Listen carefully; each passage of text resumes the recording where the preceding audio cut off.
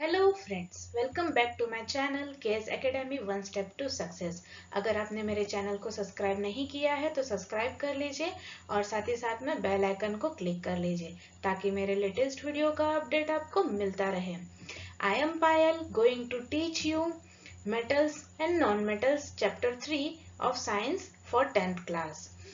This chapter is divided into two parts. In part 1 we are going to study what are metals and their physical and chemical properties comparatively.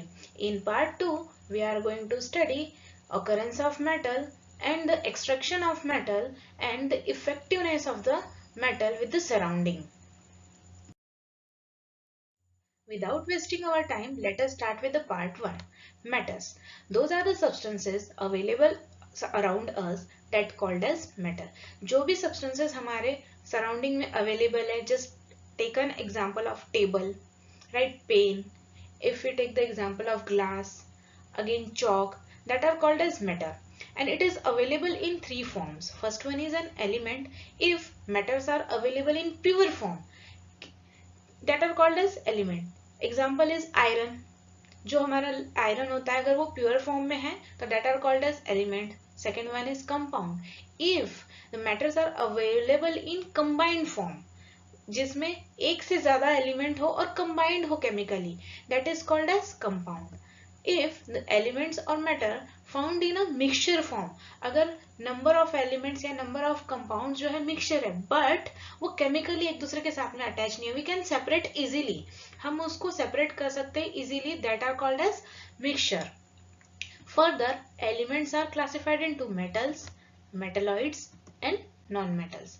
So जो metals होते हैं most of the that are includes alkali metals, alkaline earth metals, transition metals, lanthanide and actinides, and they are placed in a left hand side of the periodic table. Periodic table के left hand side में most of the जो substances है, most of the elements जो है वो है elements, वो है metals. On the periodic tables, our metals are separated from non-metals by a zigzag line stopping through the carbon, phosphorus, selenium, iodine, radon. These elements are those to the right of them of the non-metals. जो हमारा left side होता है, left side of the periodic table, right, वो कौन से portion का है? Completely metal portion का है, जिसमें इंक्लूडेड है हमारे transition metal, alkaline earth metals, alkali metals, lanthanide series, actinide series. ये पूरा जो हमारा लेफ्ट हैंड साइड का पोर्शन है उसमें मोस्ट ऑफ द एलिमेंट्स क्या है? हमारे मेटल्स है. बट एक जिगजैग लाइन से जो सेपरेशन दिया हुआ है पीरियोडिक टेबल में, उसके अपर पार्ट में these are called as non metal. They are separated from the metals and non-metals, but in between them there is a metalloids. दोनों के बीच में जो है वो है metalloids. They shows the properties intermediate between metals and non-metals. वो दोनों की property show करते हैं, metals की भी और non-metals की भी. That's why they are placed in between them. In between them means दोनों के बीच में metals और non-metal के बीच में वहां पे place किया गया है. तो यहाँ इस वीडियो के साथ में मैं क्लासिफिकेशन ऑफ पीरियोडिक टेबल, जिसमें कंप्लीट क्लासिफिकेशन किया गया है और एलिमेंट्स का पोजीशन, जहाँ पे ट्रांजिशन मेटल कहाँ प्लेस किए गए, अल्कली मेटल्स कहाँ प्लेस किए, लैंथेनाइड सीरीज कहाँ प्लेस की गई है, देन हमारे नॉन मेटल्स कहाँ प्लेस किए गए हैं, नोबल गैसेस कहाँ प्लेस किए गए हैं. तो जो कंप्लीट क्लासिफिकेशन ऑफ एलिमेंट है वो पीरियोडिक टेबल का वीडियो में इस लेक्चर के साथ में भी शेयर कर दूंगी ताकि आपको इजी हो इसको समझने के लिए कि मेटल्स कहाँ प्लेस किए गए हैं हमारे लेफ्ट हैंड साइड में. सिमिलरली हमारे जो नॉन मेटल्स है वो राइट हैंड साइड में प्लेस किया और in between them there is a placed किसको किया गया है? मेटलॉइड्स का, जो दोनों की प्रॉपर्टी शो करते हैं. Non-metal with the exception of hydrogen are located on the right side of the periodic table. Elements are the non-metals are hydrogen, carbon, nitrogen. अब जो हमारा राइट हैंड साइड है वहां पे नॉन मेटल्स है, but हमारा जो लेफ्ट हैंड साइड है वहां पे हमने हाइड्रोजन को प्लेस किया है. तो सिर्फ और सिर्फ हाइड्रोजन का एक्सेप्शन छोड़कर, जो कि हमारा लेफ्ट हैंड साइड में प्रेजेंट किया गया है मेटल्स की सीरीज में, सो सिर्फ एक हाइड्रोजन का ही एक्सेप्शन है हमारे पीरियोडिक टेबल में. उसको सेपरेटली पीरियोडिक टेबल में शो किया गया है because hydrogen is a non metal. And it not placed in a non metal series, वो नॉन मेटल के सीरीज में प्लेस नहीं किया गया है, वो एकदम सेपरेटली शो किया गया because it has a single electron और उसकी जो पोजीशन आ रही है हमारी पीरियोडिक टेबल में मेटल की सीरीज में आ रही है, बट उसका एक एक्सेप्शन है, वो सिर्फ वहां पे अलग से प्लेस किया गया है। Now let us start with the physical properties of metals and non-metals. So metals have a physical property like luster. Luster means shiny. जितने भी metals होंगे वो चमकेंगे, चमकते हुए दिखेंगे. So that are the physical property of metals. Next one is a good conductor of heat and electricity. Whenever the metals are used, because metal क्यों good conductor of heat and electricity है, because it has a free electron to move one point to another point. वो easily one point से another point में move हो सकते हैं, एक free electrons होता है उनके इसमें, that's why it conduct easily electricity और heat भी जो है इसमें से easily transfer होती है from one end to another end. Next one is high melting points. Metals have a high melting point. बहुत ही high temperature पे ये melt होते हैं. Otherwise metals are generally available in solid form. It has a high density, it have a high size and high heavy in weight. जो metals होते हैं उनकी बहुत ज्यादा density होती है और size भी बहुत बड़ा होता है और वो heavy भी होते हैं by weight. Malleable, it can be hammered. Malleable means it is a physical property कि metal को हम लोग hammered कर सकते हैं. Hammered means हम उसको ठोक पीट के एक thin sheet बना सकते हैं. तो this property is called as malleable. Next one is ductile, can be drawn into wire. So ductile also a physical property जिससे हम उसको स्ट्रेच कर सकते हैं, स्ट्रेच करके एक वायर बना सकते हैं, एक थीन वायर बना सकते हैं. सिमिलरली जो मेलेबल है, मेलेबल मीन्स हम उसको हैमर कर सकते हैं, थीन शीट बना सकते हैं, तो एकदम थीन पतली शीट्स हम मेटल्स की बना सकते हैं. तो these are the two different properties of metal, malleable and ductile. So metals are generally malleability and ductility, both the properties of metal. जो जितना भी हम एक एग्जांपल ले सकते हैं कि हमारे हाउस होल्ड में जो हम लोग वायर यूज करते हैं, कॉपर वायर, सो वो हम कॉपर जो होती है एकदम थीन वायर होती है अवेलेबल वहां पे, तो this is a example of ductility of copper wire. और जो कॉपर है हमारा मेटल है. Then usually solid at room temperature and exception is mercury. जो हमारे मेटल्स होते हैं यूजुअली सॉलिड होते हैं हमारे रूम टेम्परेचर पे, बट एक ही एक्सेप्शन है मर्क्यूरी का. मर्क्यूरी हमारा मेटल है बट ये हमारा सेमी सॉलिड या कोलाइडल फॉर्म में होता है, लिक्विड फॉर्म में, एज अ थीन शीट. जो मैंने अभी आपको पहले भी बताया कि जो हमारे मेटल्स की प्रॉपर्टी है कि हम उसको थीन शीट में भी कन्वर्ट कर सकते हैं ठोक पीट के. That property is called as malleability. Metals are sonorous और make a bell like a sound when struck. Metals जो होते हैं बहुत ही प्यारी धुन प्रोवाइड करते हैं, प्यारी धुन उसमें से निकलती है. जैसे कि आप लोगों ने घंटी देखी हुई है, बेल देखा हुआ है, जब भी उसमें हम हैमर करते हैं तो उसमें से एक प्यारी सी धुन निकलती है.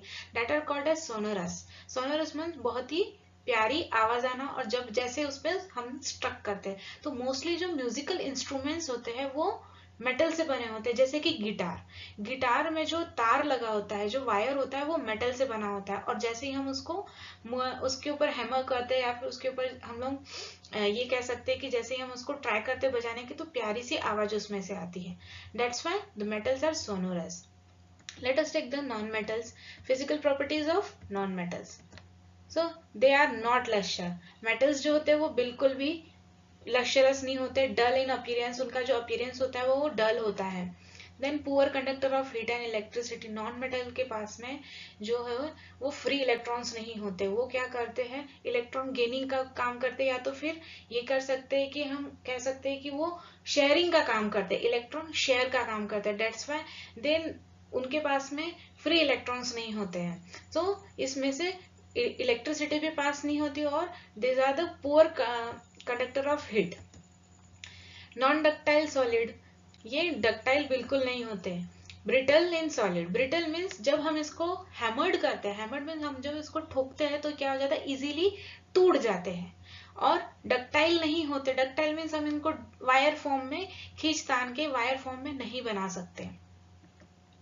May be a solid, liquid और गैसेज एट रूम टेम्परेचर. जो हमारे नॉन मेटल्स होते हैं वो सॉलिड भी हो सकते हैं, लिक्विड भी हो सकते हैं और गैसेज भी हो सकते हैं. जैसे कि एग्जांपल ले लेते हैं हाइड्रोजन का, कार्बन का. लिक्विड में हम लोग ले लेते हैं क्लोरीन का, गैसेज फॉर्म में होता है. So these are the non metals.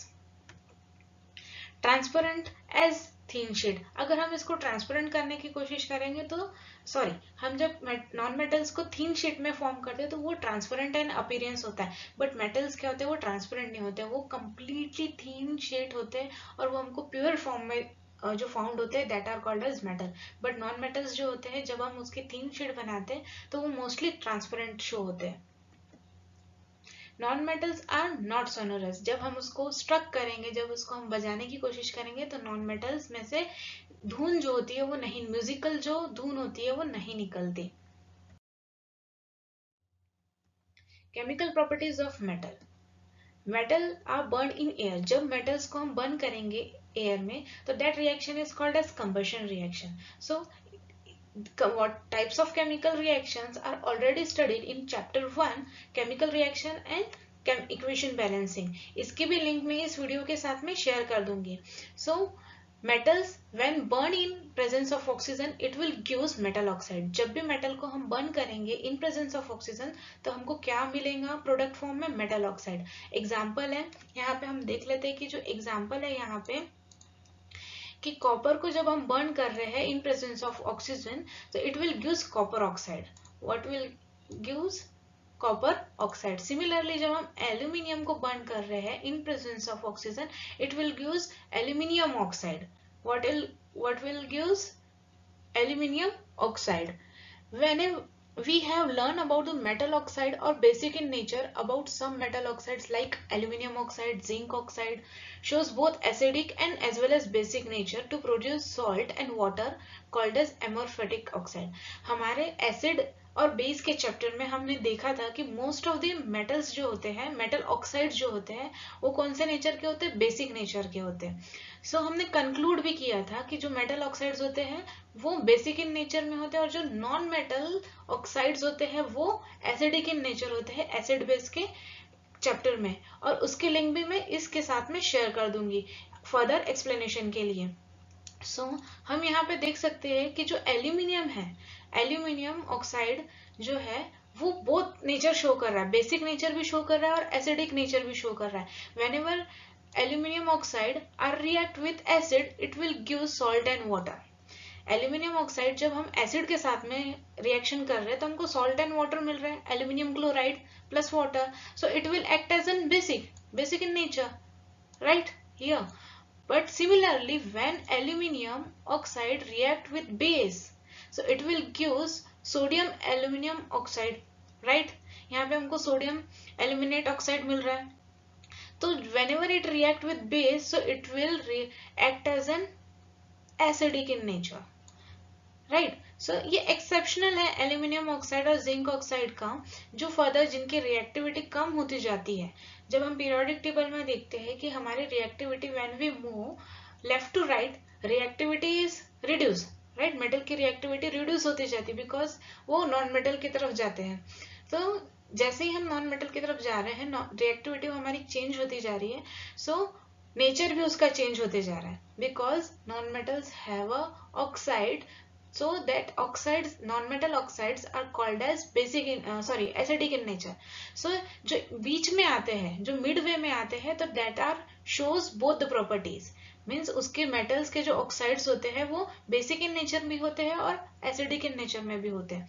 तो मोस्ट ऑफ द एलिमेंट्स और most of the metals are insoluble in water but some dissolve in water. अब बहुत से मेटल्स ऐसे होते हैं जो डिसॉल्व होते हैं वाटर में और ऐसे एलिमेंट्स भी होते हैं जो बिल्कुल भी डिसॉल्व नहीं होते, जैसे कि gold, silver, iron, they are not dissolve in water, right? तो ये भी मेटल के फॉर्म है बट ये डिसॉल्व नहीं होते वाटर में। बट कुछ ऐसे एलिमेंट्स हैं हमारे मेटल्स के जो वाटर में डिसॉल्व होते हैं, जैसे कि हमारा sodium oxide, potassium oxide, they are highly reactive metals और ये सॉफ्ट होते हैं। हमारी मेटल्स की फिजिकल प्रॉपर्टी क्या थी कि वो हार्ड होते हैं, सॉलिड फॉर्म में होते हैं और लश्चरस होते हैं। But these are the exceptional, these are the highly reactive metal, soft in nature, और ये जो है हमारे easily soluble in water, who produce base, strong base. ये प्रोड्यूस क्या कर रहे हैं, यहाँ पे स्ट्रॉन्ग बेस प्रोड्यूस कर रहे हैं, sodium hydroxide and potassium hydroxide. तो this types of metals of oxide is dissolved in water and form alkali. That's why they are called as alkali metals. Metals such as potassium and sodium react with vigorously that catch the fire if kept in open. जो हमारे metals है sodium और potassium, ये बहुत ही ज्यादा vigorously react करते हैं moisture के साथ में, एटमॉस्फेयर के एयर के साथ में, ऑक्सीजन के साथ में, हाईली रिएक्टिव हुए. दैट्स वाई ये हम इजीली ओपन नहीं रख सकते. Hence they for protect them, उनको प्रिवेंट करने के लिए, एक्सीडेंशियल फायर से प्रोटेक्ट और प्रिवेंट करने के लिए हम उसको इमर्स्ड करके रखते हैं केरोसिन में. किस में रखते हैं हम लोग उसको? केरोसिन में प्लेस्ड करके रखते हैं because they are highly reactive. Metal likes aluminium, copper, lead etcetera, they are easily, हम उसको इजीली प्लेस्ड करके रख सकते हैं ऑर्डिनरी टेम्परेचर में. The surface of metal are coated with the thin layer of its oxide to prevent for a further oxidation. जो aluminium होता है वो मॉइस्चर के साथ में रिएक्ट करते हैं, वाटर के साथ में रिएक्ट करते हैं स्लोली. ये विगरसली रिएक्टिव नहीं है, ये लेस रिएक्टिव है, but it slowly react with the water molecule. That's why इनको कोटेड करके रखा जाता है इनके ऑक्साइड फॉर्म में. तो एक थीन लेयर जो होती है मेटल ऑक्साइड की, जैसे एल्यूमिनियम ऑक्साइड की लेयर जो है उसके ऊपर कोटेड की जाती है. And this process is called as anodization of particular metal. Metal का एनोडाइजेशन करते हैं, उसी को कहते हैं कि ऑक्साइड जो होते हैं उस पर्टिकुलर मेटल का ही ऑक्साइड से उसके ऊपर कोटेड कर देना, उसी को हम एनोडाइजेशन कहते हैं. और वो प्रोटेक्ट करता है फर्दर ऑक्सीडेशन को. और हमारा जो एल्यूमिनियम मेटल है, कॉपर है, लीड है, इनको फर्दर ऑक्सीडेशन से प्रिवेंट करता है. Copper cannot burn, but it covered by a black cover layer of its oxide. जो कॉपर है वो बर्न नहीं होता, बट जब हम इसको फ्लेम के ऊपर रखते हैं तब इसके ऊपर एक ब्लैक कलर की लेयर जो है वो फॉर्म होने लग जाती है, बिकॉज उसके ऊपर जो कॉपर है वो रिएक्ट करता है एनवायरमेंट के ऑक्सीजन के साथ में, और कॉपर ऑक्साइड जो है उसके ऊपर कोटेड होते जाता है ब्लैक फॉर्म में. Right. Gold and silver do not react with oxygen even at high temperature. जो हमारा गोल्ड एंड सिल्वर है वो वेरी लेस रिएक्टिव है. मेटल है, लक्शरस है, डक्टाइल है, मलेबल है, बट ये जो है लेस रिएक्टिव है, और ये इवन दो इन हाई टेम्परेचर पे भी ऑक्सीजन के साथ में रिएक्ट नहीं करता. Metal react with the water. Whenever the metal react with water it will gives metal oxide and with the evolution of hydrogen gas. Again metal oxide react with water, it will gives metal hydroxide. जब भी metal की reaction होगी water के साथ में, ये metal oxide देंगे, but the evolution of hydrogen gas also there. Right. Then further again metal oxide react with water and it will gives, ये हमको क्या देंगे आगे प्रोडक्ट फॉर्म में? Metal hydroxide. So let we take the example of potassium and sodium. So these are the metals, those, ये जो metals है हमारे जो हाईली रिएक्टिव है वाटर के साथ में. सो it will react with water and it will gives potassium hydroxide plus hydrogen gas with the evolution of heat energy, because this reaction is called as exothermic reaction. During this reaction high amount of heat energy is released, and due to this the hydrogen gas is evolved during this reaction. और उसी की वजह से क्या हो रहा है कि हाइड्रोजन जो है there is a chances of catching the fire because of huge amount of heat energy is released during this reaction, and this reaction is an exothermic. So होता क्या है कि जब मेटल जो है सोडियम और पोटेशियम ये हाईली रिएक्टिव होने की वजह से वाटर के साथ में जब इनकी रिएक्शन होती है तो heat, huge amount of heat जो है इसमें से रिलीज होती है along with the hydrogen gas. यहाँ पे इवोल्यूशन हो रहा है, तो there is a chances of catching the fire. That's why ये रीजन है कि जो पोटेशियम है और सोडियम है हम इसको केरोसिन में रखते हैं ताकि मॉइस्चर जो है हमारे एटमॉस्फेयर का इसके साथ में रिएक्ट ना हो सके. और अगर इस तरीके से अगर हमने इसको फ्रीली एनवायरनमेंट में रख दिया तो वहां पे ब्लास्ट होने के चांसेस होते हैं, बिकॉज हाइड्रोजन गैस वहां से इवॉल्व हो रही है, और इवॉल्व होने की वजह से हीट भी साथ में निकल रही है. तो जब हाइड्रोजन और हीट का कॉम्बिनेशन होगा तो वहां पे ब्लास्ट हो सकते हैं. तो that's why the potassium and hydrogen are placed in a kerosene. Right. Further जो हमारे नेक्स्ट एलिमेंट्स है, एलिमेंट्स मेटल्स जो है हमारे, वो जब रिएक्ट होते हैं वाटर के साथ में तो it will gives metal hydroxide, directly metal hydroxide plus with the evolution of hydrogen gas. जो हमारा कैल्शियम है उसके रिएक्शन हो रही है वाटर के साथ में, तो it will gives calcium hydroxide. Similarly aluminium की रिएक्शन हो रही है वाटर के साथ में, तो it will gives aluminium oxide with the evolution of hydrogen gas. Then further iron is react with water, it will give ferrous oxide, or also called as iron oxide, and with the evolution of water. Mostly aluminium, iron, zinc do not react with cold water. ये cold water के साथ में react नहीं होते, but जो steam होती है water की, उसके साथ में ये react करते with the evolution of hydrogen gas. Metal react with acid.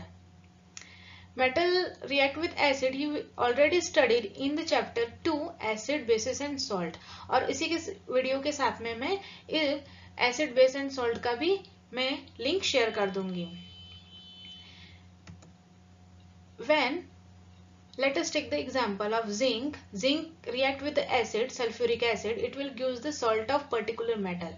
ये इसी का salt जो है यहाँ पे हमको provide कर रहा है, that is called as zinc sulfate with the evolution of hydrogen gas. But when metal react with nitric acid, जब metals nitric acid के साथ में react करते हैं, तब क्या होता है कि nitric acid जो है हमारा strong oxidizing agent है, right? It will produce nascent oxygen to react the hydrogen molecule to produce water. So जब ये रिएक्शन होती है हमारे निट्रिक एसिड के साथ में, सपोज हम जिंक या फिर हमारा कैल्शियम या एल्यूमिनियम जो है रिएक्ट करते हैं निट्रिक एसिड के साथ में, तो जो हमारा nitric acid strong oxidisation agent होने की वजह से वो अगेन प्रोड्यूस क्या करता है, ऑक्सीजन प्रोड्यूस करता है. तो जो ऑक्सीजन प्रोड्यूस होने की वजह से जो हमारा इवोल्यूशन ऑफ हाइड्रोजन गैस है, right, evolution of hydrogen gas है, वो रिएक्ट करेंगे हमारे नेसेंट ऑक्सीजन के साथ में. किसके साथ में? नेसेंट ऑक्सीजन के साथ में, and it will produce water molecule. So इस रिएक्शन में क्या होगा, जब भी हम नाइट्रिक एसिड के साथ में मेटल्स का रिएक्शन करेंगे तो हमको हाइड्रोजन की जगह पे हमको वाटर मॉलिक्यूल मिलेंगे, राइट. जब हम लोग एसिड के साथ रिएक्शन कर रहे हैं, कौन सा एसिड? नाइट्रिक एसिड के साथ में. बट जब हम मैग्नीशियम और मैग्नीशियम की या फिर मैग्नीज की रिएक्शन करते हैं नाइट्रिक एसिड के साथ में, तो it will produce hydrogen gas because the reaction is the exothermic in nature.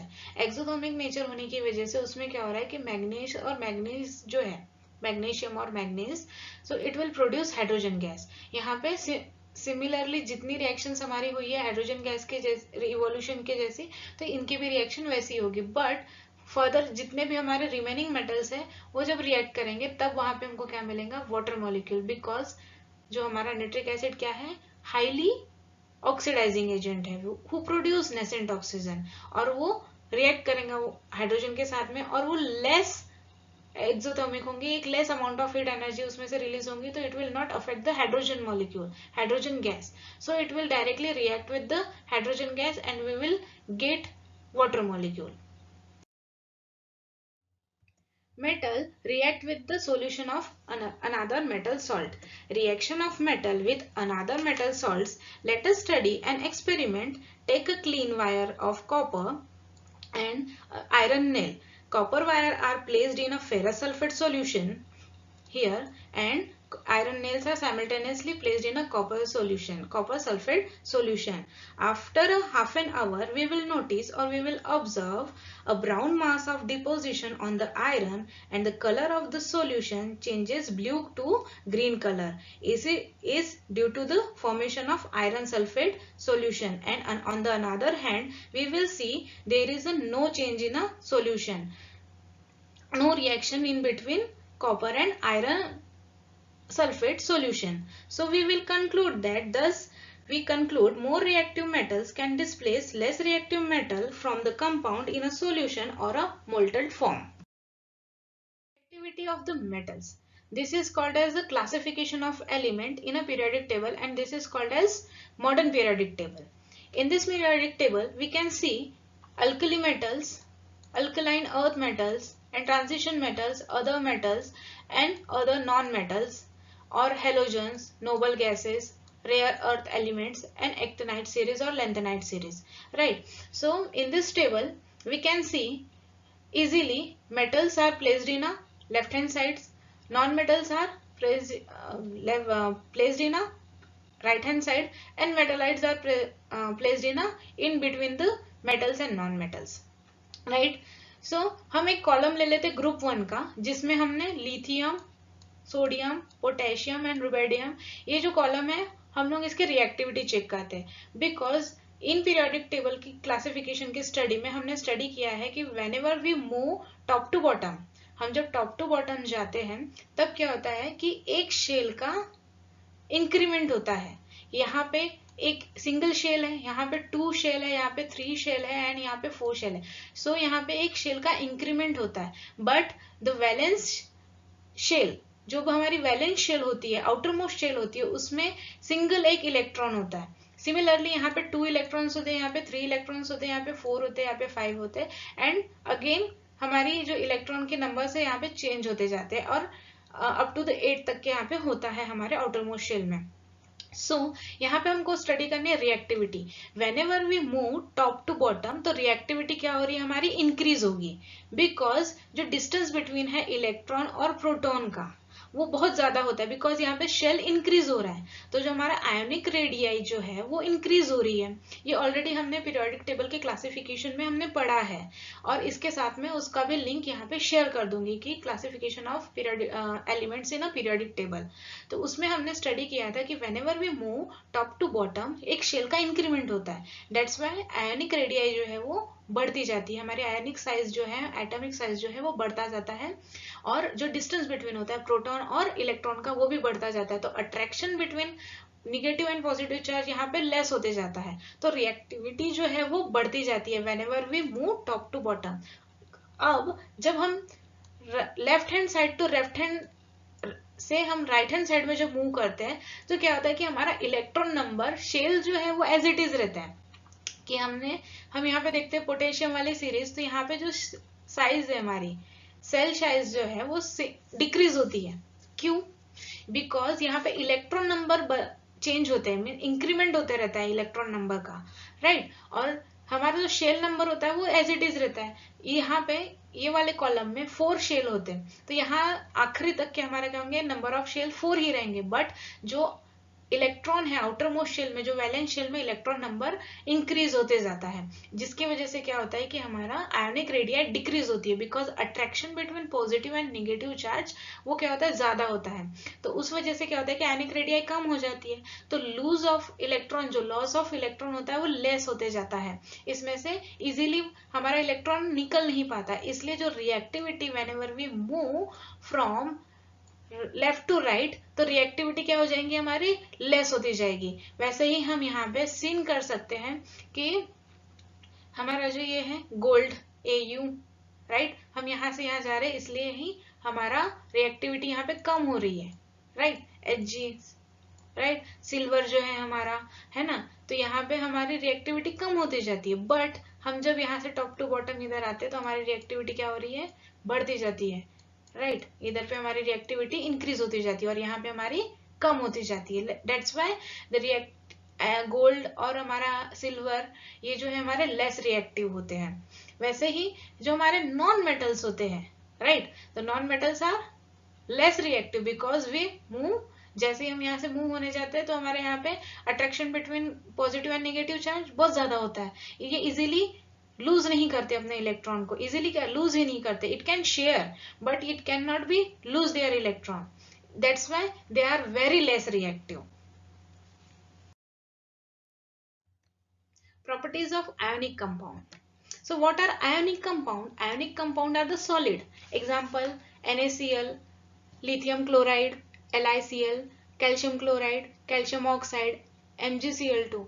So these are the ionic compound. Ionic compound का मतलब ही ये होता है कि एलिमेंट के बीच में, टू डिफरेंट एलिमेंट के बीच में जो बॉन्ड फॉर्मेशन होता है वो आयोनिक बॉन्ड फॉर्मेशन होता है because of transfer of electron, by gaining of electron और by losing of electron.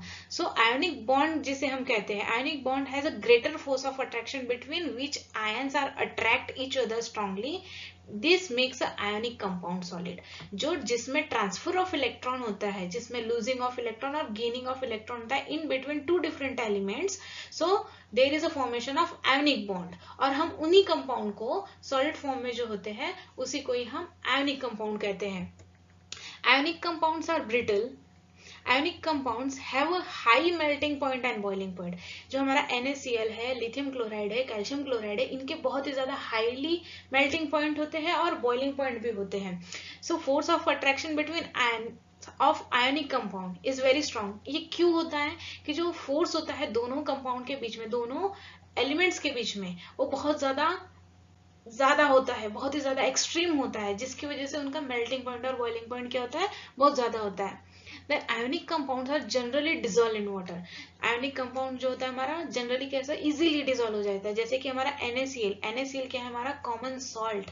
Common salt जो हमारी डे टू डे लाइफ में हम लोग यूज करते हैं, तो वो सॉल्ट जब हम वाटर में डिजोल्व करते हैं, it can be easily dissolve और आयंस फॉर्म होते हैं, N positive or Cl negative. Ionic compound are generally insoluble in organic solvent like kerosene, petrol, etc. ये इजीली वाटर में डिजोल्व हो जाते हैं, बट ऑर्गेनिक सॉल्वेंट जैसे केरोसिन है, इथेनॉल है, पेट्रोल है, डीजल है, तो इसमें वो सॉल्ट जो होते हैं वो डिजोल्व नहीं हो पाते। Ionic compound do not conduct electricity in a solid state. जब ये सॉलिड स्टेट में होते हैं तब आयोनिक कंपाउंड जो है वो इलेक्ट्रिसिटी प्रोड्यूस नहीं करते, but whenever it dissolve in water, जैसे ही हम इसको डिजोल्व करेंगे वाटर में, तो it will be separate, ions form हो जाते हैं, N positive and Cl negative. तो इलेक्ट्रिसिटी पास होने के लिए हमें क्या चाहिए, चार्ज चाहिए, आयंस चाहिए। That's why whenever it dissolve in a water it conduct electricity. और ये कब हो सकता है, जब ये मोल्टन स्टेट में भी होते हैं, तो इनके जो आयंस होते हैं वो फ्री फॉर्म में अवेलेबल हो जाते हैं। That's why when it is in available in molten state it is also produce और we can say that it also conduct the electricity. This happens because ion present in the solution of ionic compound of facilitates the passage of electricity by moving toward the opposite electrode. Ionic compound conduct electricity in a molten state also. Chemical properties of non-metals. Non-metals are burned in a air. Whenever the non-metals are burned in a air, so it will produce non-metal oxide with the evolution of heat energy. जब भी हम non-metals को burn करेंगे, so it will also called as a combustion reaction. ये हमने carbon compounds के chapter में study किया था, उसकी भी लिंक मैं यहाँ पे शेयर कर दूंगी साथों साथ में। सो जब भी कार्बनियस कंपाउंड या कार्बन को हम बर्न करते हैं in presence of oxygen, it will gives carbon dioxide with the evolution of heat energy, because it is a highly exothermic reaction और ड्यूरिंग दिस हीट एनर्जी की रिलीज होती है। Non metallic oxides are acidic in nature.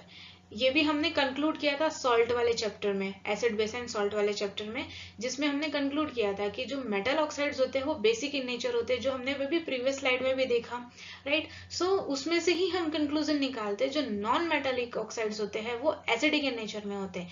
The solution of non metal oxide turn blue litmus to red, और जो solution होते हैं वो blue litmus को रेड में कन्वर्ट करते हैं। So it will shows acidic in nature. Carbon dioxide gives carbonic acid when dissolved in water. जब कार्बन ऑक्साइड को हम वाटर में डिसॉल्व करते हैं तब हमको कार्बोनिक एसिड मिलता है H2CO3। Reaction of non-metal with the chlorine. Non-metal gives respective chlorine when they react with the chlorine gas. Non-metal plus chlorine gives non-metal chloride. Right? We can see here non metal जो हमारा hydrogen gas है, these are the non-metal, right? So whenever it react with the chlorine gas, it will gives acid hydrochloric acid, right? Hydrogen chloride, we also called as hydrogen chloride. When phosphorus also a non-metal, so whenever it react with the chlorine, it will gives phosphorus chloride, right? ये जो reaction है non metal और non metal के बीच की है, because chlorine also a non metal and hydrogen also a non metal and phosphorus also a non metal. Reaction of non metal with hydrogen. जब non metal की reaction होंगी hydrogen के साथ में, तब हमको कोवेलेंट हाइड्राइड्स मिलेंगे। कोवेलेंट हाइड्राइड्स मींस, रिएक्शन देख लेते हैं, जब हम हाइड्रोजन की सल्फर के साथ में रिएक्शन करेंगे, these are both are the non metals. So hydrogen के साथ में जब रिएक्शन करेंगे तो हमको हाइड्राइड्स क्या मिला, sulphur hydride, right. Nitrogen combined with hydrogen, जब नाइट्रोजन का कॉम्बिनेशन होगा इन प्रेजेंस ऑफ कैटलिस्ट, ये डायरेक्टली रिएक्शन नहीं होती है, किसी के प्रेजेंस में होती है, दैट्स व्हाई आयरन कैटलिस्ट हम यहाँ पे यूज करेंगे। सो हमको अमोनिया फॉर्मेशन मिलेगा। जब 2. Nitrogen react with the hydrogen in presence of iron catalyst, it will give ammonia gas. Reaction between metals and non-metals. Whenever react metals with non-metals, many metals form ionic bond. When they react with the non-metals, होता क्या है कि जब metals react करते हैं non-metal के साथ में तो ionic bond formation होता है. हमने हमारे previous slide में देखा कि properties of ionic compound, जिसमें जो हमारे ionic compound होते हैं उनके बीच में ionic bond होता है, right? तो हम यहाँ पे भी स्टडी करते हैं कि किस तरीके से फॉर्मेशन होता है reaction between metals and non metals में. So formation of NaCl compound की हम स्टडी करेंगे, जो हमारा कॉमन सॉल्ट है, कि किस तरीके से इसका फॉर्मेशन होता है और किस तरीके से इसमें चार्ज जो है एक दूसरे के बीच में ट्रांसफर होता है और लूज और गेन होता है. सो आयंस, पॉजिटिव और negative charge atoms are known as ions. जो पॉजिटिव और नेगेटिव चार्ज आयंस होते हैं उसी को हम आयंस कहते हैं. Ions are formed because of the loss और गेन ऑफ इलेक्ट्रॉन. या तो वो लूज करेगा या तो फिर गेन करेगा इलेक्ट्रॉन का, और तभी फॉर्मेशन होगा किसका, आयन का. Atoms forms an ion obtained by an electronic configuration of nearest noble gas. वो क्यों होता है कि वो try to attain their noble gas configuration, electronic configuration. वो क्या करते हैं, अपने नोबल गैस के इलेक्ट्रॉनिक कॉन्फ़िगरेशन को अचीव करने की कोशिश करते हैं. तो अचीव करने के टाइम पे वो क्या करते हैं कि एक तो लूज करेगा या तो गेन करेगा, और जब लूज और गेन की बात आती है तो वहां पे आयनिक बॉन्ड का फॉर्मेशन होगा. Positive ion, a positive ion is form because of loss of electron.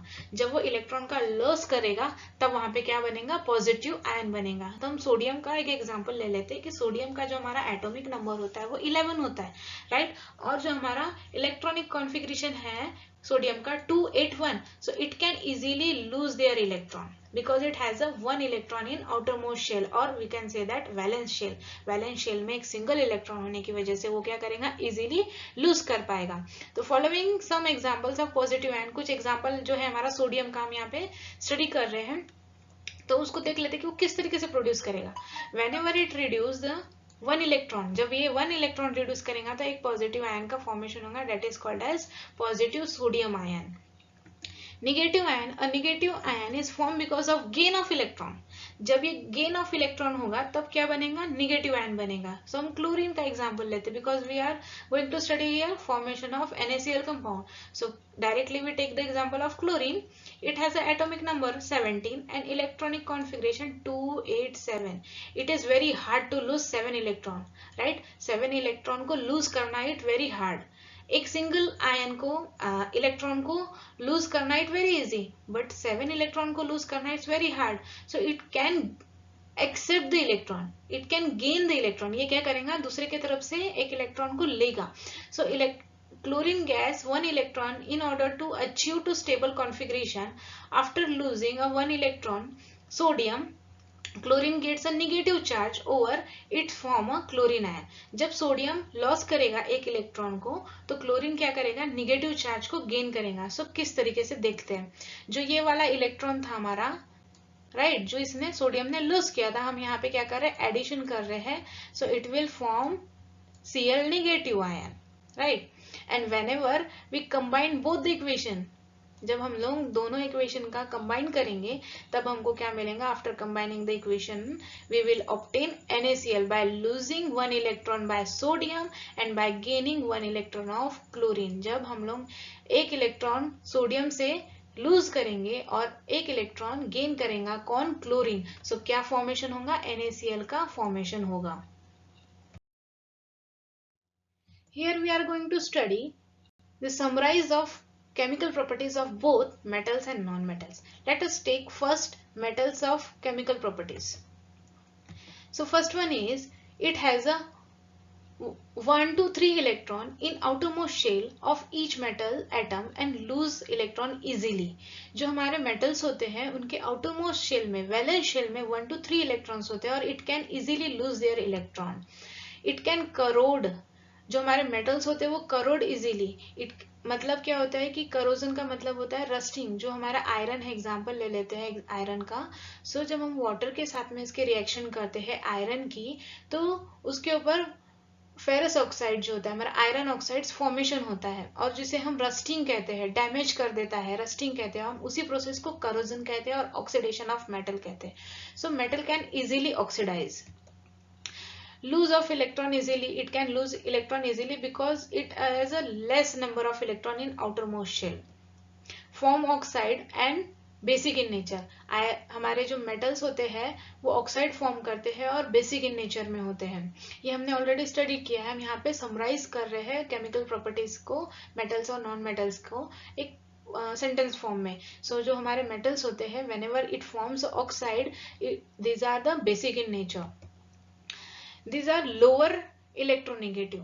ये lower electronegative होते हैं. क्यों? Because it lose very easily their electron. They are good reducing agent. ये जो होते हैं good reducing agent because it is easily oxidized, right? Oxidize होना it means कि these are the good reducing agent, right? Non-metal chemical properties. So usually they have 4 to 8 electron in their outermost shell. It nearly 4 to 8 electron. 4 to 8 electron, 8 अगर electrons होंगे outermost shell में तो these are the called as non-metals, noble gas, inert gas because they are non-reactive.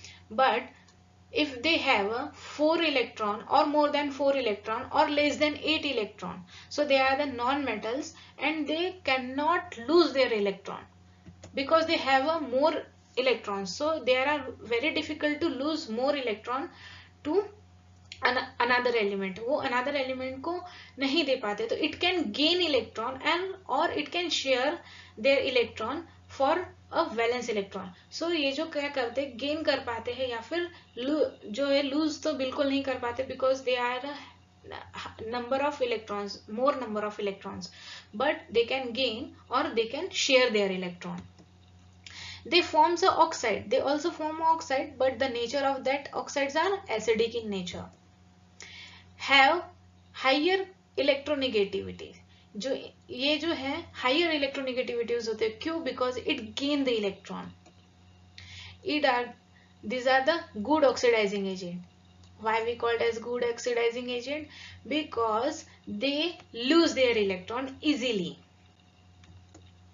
Both metals and non-metals takes a different form of allotropes. Metals और non-metals जो होते हैं उनके अलग अलग allotropes होते हैं. अब एक एग्जांपल ले लेते हैं हम लोग कार्बन का, राइट? तो कार्बन के जो है graphite and diamonds are the two different allotropes, right? Then similarly हम लोग आयरन के एलोट्रोप्स देख लेते हैं तो ferrite and austenite, right? These are the two different allotropes of iron. तो जो ग्रेफाइट है एक्सेप्शनल है, इसमें से इलेक्ट्रिसिटी पास होती है because they have a free electron in their electronic और इन देयर केमिकल स्ट्रक्चर. जो इनका स्ट्रक्चर होता है इसमें फ्री इलेक्ट्रॉन्स होते हैं. ये एक्सेप्शनल है. ग्रेफाइट जो है मेटेलिक नहीं है बट ये इसमें से इलेक्ट्रिसिटी पास होती है. डायमंड जो है ये लश्यरस है, राइट? बट इसमें से इलेक्ट्रिसिटी और हीट बिल्कुल भी कंडक्ट नहीं होती because these are the non metal. Similarly, while non-metals may have an allotropes that appears in metallic, all allotropes of metals look like a what we think about the metals luster and shiny. कुछ non metals ऐसे होते हैं जिनके allotropes जो होते हैं लश्यरस और shiny होते हैं, जैसे कि हमारा डायमंड है, राइट? ये नॉन मेटल है but shows the properties of some physical properties of metals. So हमको जब मेटल और नॉन मेटल के बीच में हमको डिफरेंस बिटवीन बताना है तो हमको केमिकल और फिजिकल प्रॉपर्टीज दोनों को इंक्लूड करनी होती है. So for the better understanding of metals and non metals. Here we completed part 1 metals and non-metals, in which we are included physical and chemical properties of metals and we summarize all the properties of metals and non-metals. Thank you for listening my lecture. अगर आपको कोई queries है या suggestion है तो आप हमारे comment box में comment कर सकते हैं. साथ ही साथ में आप हमारे वीडियो को share करना और subscribe करना और like करना बिल्कुल ना भूलें. Bye bye.